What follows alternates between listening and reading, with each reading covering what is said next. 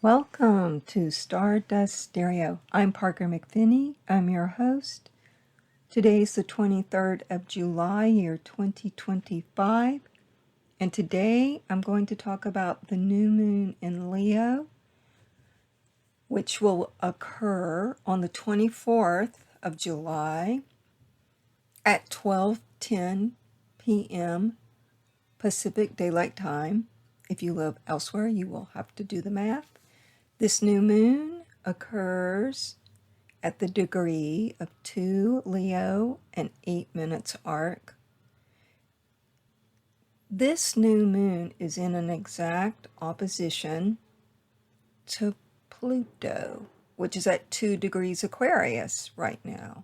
It's also in a lovely trine to Neptune and Saturn, and it has a good relationship with Uranus. Not quite exact, because Uranus is in Gemini at 41 minutes arc, but you will still feel the magical energy that this new moon does create, partially because there are numerous quintiles happening in this new moon chart. Quintile is a 72-degree aspect, and it is full of creativity and uniqueness. And since this new moon in Leo is all about learning how to play fair and learning how to tap into your creativity, it represents the inner life of expression that does not have to be dependent on what's happening outside you. So the world can be kind of going crazy, which it is, and seems to be on that path for quite a while. But you can still tap into your inner childlike energy and decide to follow that or lead with that. So this new moon is a do I follow or do I lead? Or do I go back and forth between these two possibilities?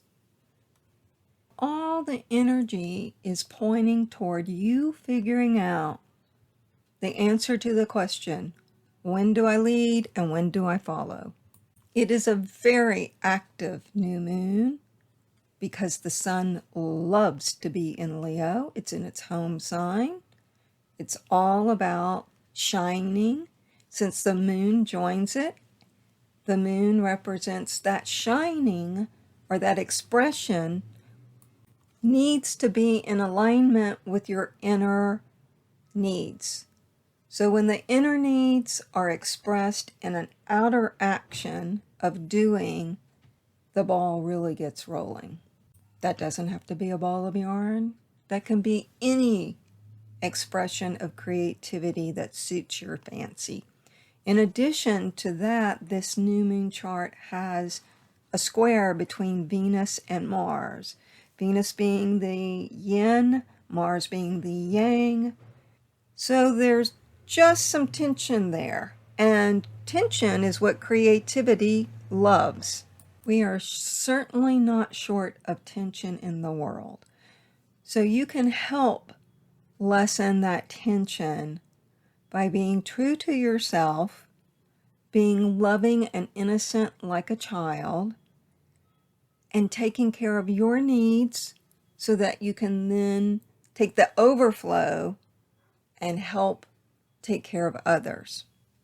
We help others by making them aware of their personal power, of their personal points, of how they can express themselves, and how they can also have fun in life. Life is not just meant to be suffering. There's plenty of suffering in life. It certainly comes in cycles. For some people, it seems to be an ongoing cycle, especially if you live in a war-torn area, which brings me to a point with this new moon chart in the Leo sign of children.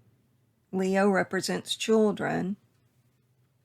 That indicates our attention needs to be not displaced and ignored, the suffering of the young people right now in war-torn countries. And do we really want our money going, our taxpayer money going to places that are not helping resolve conflict? That's the question. That is the new moon question on a political level, because the new moon in that Leo sign is opposing the power of Pluto in Aquarius, which is the brotherhood of man. So we have on one side leaders of countries, Sun and Moon in Leo, and on the opposite side, Pluto in Aquarius, which would represent Congress, the power of collective people, organizations, and finding the magical communication and energies to solve those problems, which is represented by all the quintiles that I see in this chart. That is also represented by the compassion that Sun and Moon has when it lines up with Neptune, and Neptune is at 2 degrees Aries. So there is some new compassion that can be discovered and can be acted on into heading toward resolution of conflicts. Another question I would ask, in addition to does your inside match the outside, is what are you teaching your children? How are your actions, not your words, how are your actions teaching the young people, and if you have a family, teaching them a proper course to take or right action? It doesn't have to be a morality issue. It can just be how you conduct your life every day. This new moon is also about learning how to play without needing to win. When you play for power and not joy, you're playing to win. And that's a very limited perspective.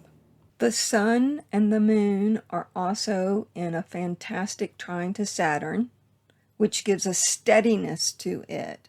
So decisions and paths taken now will have the discipline.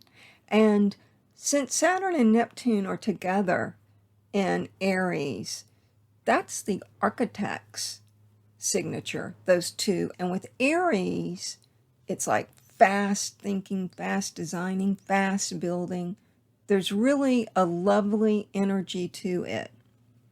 As long as you play, create for the joy and not to win. Unless you're winning to get your building made, of course, we can put that in perspective. Your building completed, your project completed. Yes, if you're in a legal battle, you do want to win. This is true. There are times when winning is in fact important. But in the overall energy of this new moon chart, if we tap into the joy, the creativity, the concern for children, the way in which we express ourselves and our imagination, the novelty of ideas, and the power that comes from within when you are truly being honest with your life path, that is what I'm truly talking about. That's the real winning, is when you're living your best life. So again, I say, learn to play without needing to win in a competitive way. Learn to interact with this new moon to groups of people that you need to succeed in any projects that you have. Learn about the power of a group of people if you do want to enact changes that are happening right now that you're not happy with. It's about the masses gathering and expressing themselves, that they have a better plan that should be implemented or at least tried. It's putting your ideas on the table to be considered. This is certainly not a cycle to be passive. I always encourage people to make new moon wish maps. New moon wish maps are grabbing a piece of cardboard, pictures, magazines, scissors, glue stick, and creating a visual of your dreams, of your desires that you wish to manifest. It can be big, it can be small, but it's meant to help you align with your innermost wish. And then I stick my new moon wish maps right in front of me so that I don't forget what it is that I'm striving for as I live day in, day out life. Plus, they're really fun to make. This is a time to rise above your bodily concerns of how you look or how you're aging. You know, Leo is a generous sign. It loves to shine. It loves to be in the center of the stage, center of attention, because it's very childlike.